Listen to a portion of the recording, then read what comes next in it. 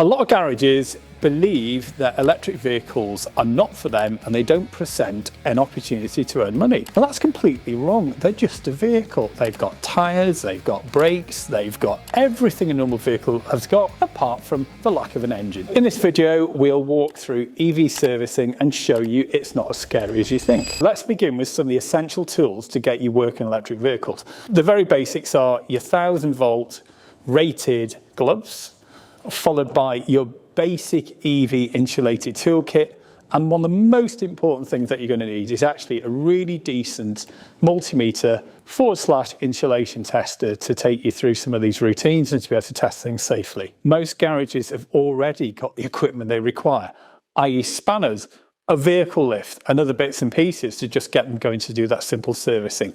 The most important bit at this point is to actually have your EV qualifications so you don't touch the orange stuff and you don't electrocute yourself. Let's assume now that you've done your IMI TechSafe level 2 and 3 IMI qualifications and you are able to now work on a vehicle. What sort of things are we going to maintain an electric vehicle?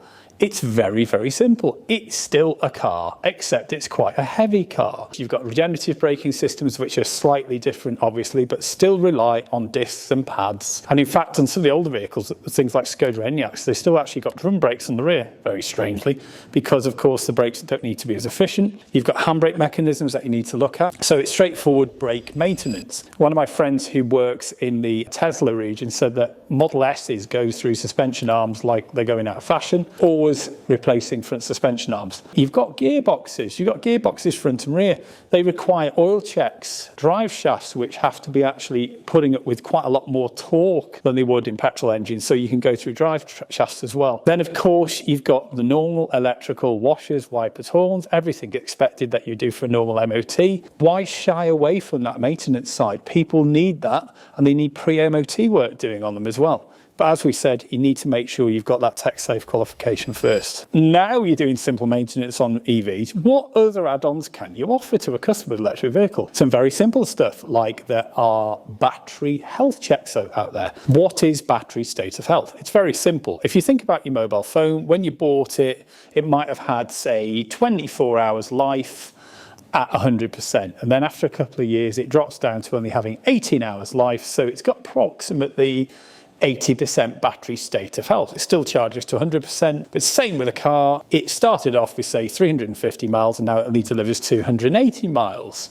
So that's your state of health check. So that's probably around 80%. I'm not doing the maths now, I'm on camera and I can't think. If you don't know, they're really dependent on what we call thermal management. Now, this is not BMS management. This is not working on the cells. This is actually heating and cooling the battery.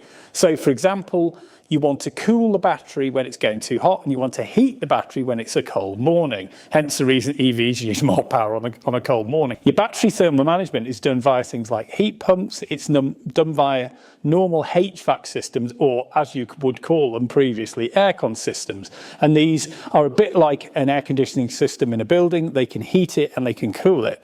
So these all need maintenance and these all need periodic checking as well. So people are already doing this, and actually there's a big opportunity around there because they leak. And if they do leak, like a normal AC system, guess what? The battery doesn't work. So we keep seeing people bringing cars into places. We don't know why this car's not running properly. We don't know why its battery's not working correctly. Guess what? The thermal management system is broken. Typically on an electric vehicle, you've got lots of optional pumps and optional radiators that you would not have on a normal vehicle as well, depending on how many motors it's got. So that's all part of the service and maintenance schedule of electric vehicles. With the right basic equipment, independents can take on most of the work on these vehicles. If you like this video, we do videos every week all about the independent aftermarket, about OEM tooling, electric vehicles and any other subjects around that. Be sure to subscribe. If you want to speak to our experts directly, you can join the Maverick community through the website www.maverickdiagnostics.com.